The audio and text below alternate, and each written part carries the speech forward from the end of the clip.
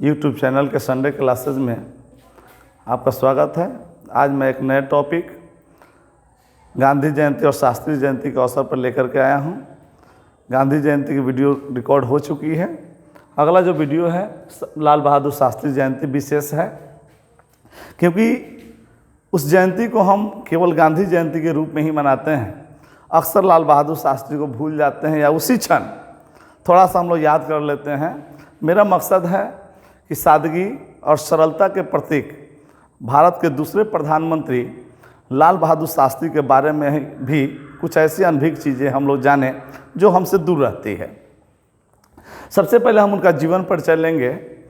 लाल बहादुर शास्त्री का जन्म 2 अक्टूबर 1904 ईस्वी को मुगल सराय, जो उत्तर प्रदेश में वहाँ हुआ था। हालांकि उस मुगल सराय स्टेशन का नाम बदल करके पंडित दीनदयाल उपाध्याय कर दिया गया है, जो कहीं से मेरी नज़रों में उचित नहीं है, जबकि दूसरे प्रधानमंत्री लाल बहादुर शास्त्री के नाम पे उस स्टेशन का नाम किया जा सकता था।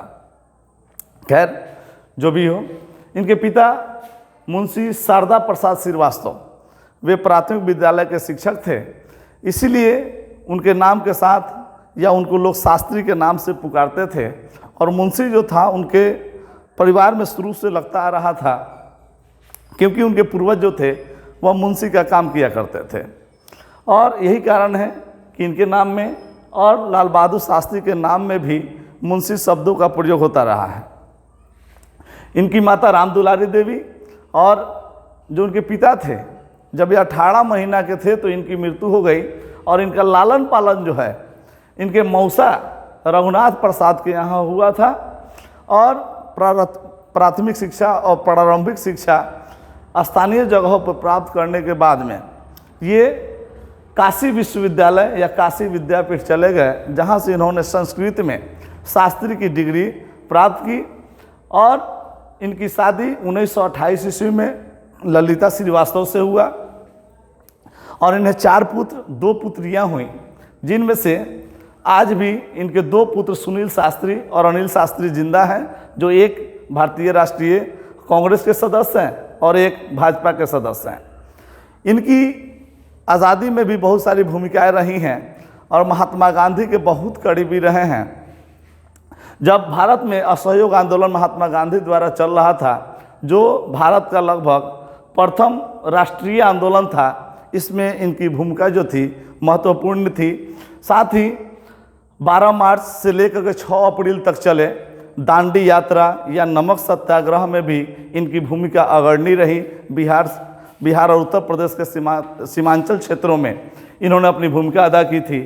और 1942 के जो 8 अगस्त 1942 को महात्मा गांधी के द्वारा भारत छोड़ो आंदोलन प्रारंभ किया गया था। इस आंदोलन में गांधी जी सहित जो बड़े नेता थे कैद कर लिए गए थे। तो ये लगभग गुप्त रूप से सक्रिय रहते हुए इस आंदोलन को चलाया था और अंततः इनकी भी गिरफ्तारी हो गई थी। तो और बचपन में कम अभावग्रस्त इन्होंने जीवन जिया था। इनके बारे में कहावत है कि ये जब प्राथमिक विद्यालय में पढ़ने जाया करते थे तो उस समय इनके घर के पास कोई नज़दीकी विद्यालय नहीं था, तो नदी पार करके प्रतिदिन 8 किलोमीटर विद्यालय जाया करते थे और विद्यालय से आया करते थे।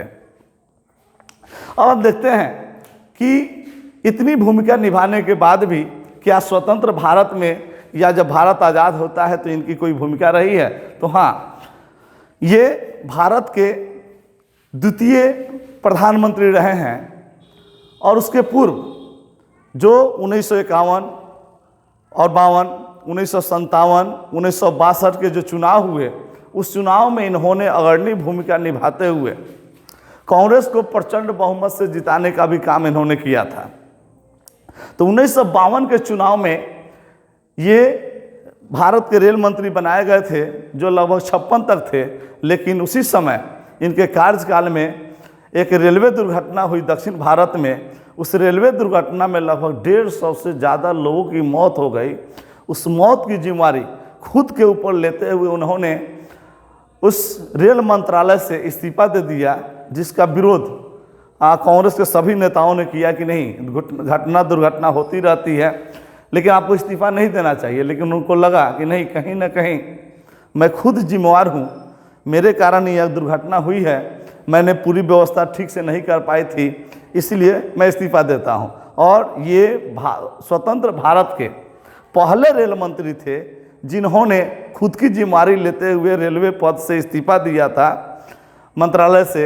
और उसके बाद ऐसा करने वाले दो और भी हुए, जैसे बंगाल की वर्तमान मुख्यमंत्री ममता बनर्जी और नीतीश कुमार भी इस्तीफा दे चुके हैं।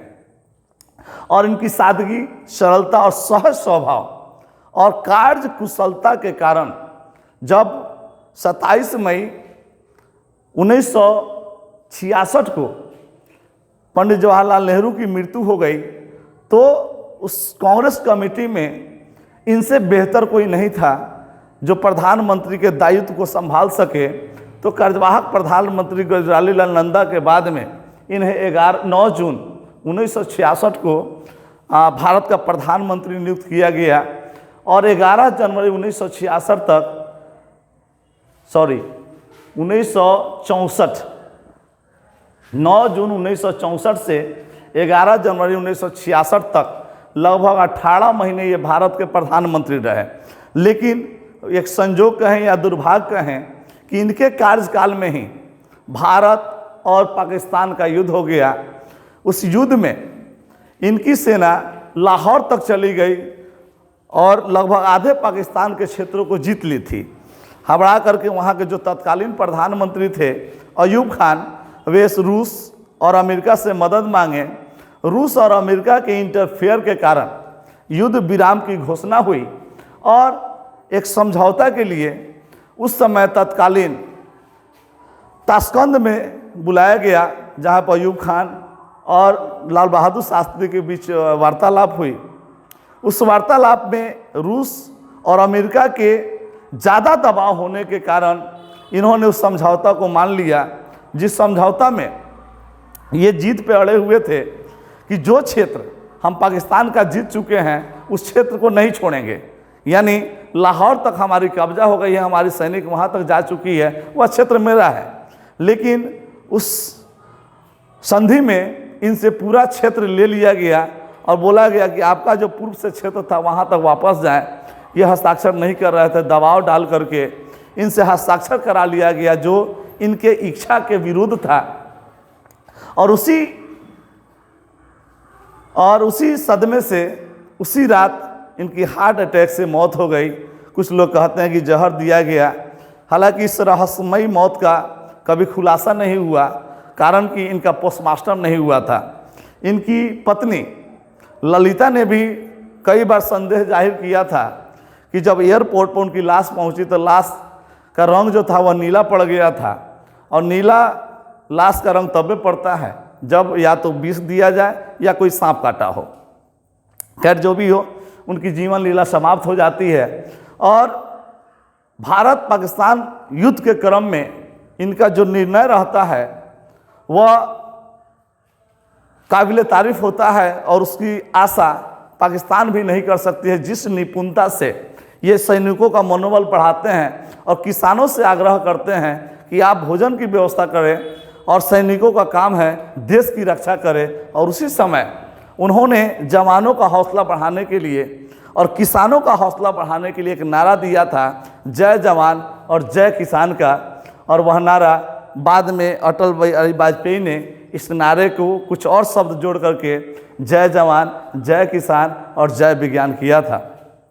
तो हम लाल बहादुर शास्त्री को उनकी सादगी, उनकी सरलता के लिए हमेशा याद करते हैं और याद करते रहेंगे। धन्यवाद।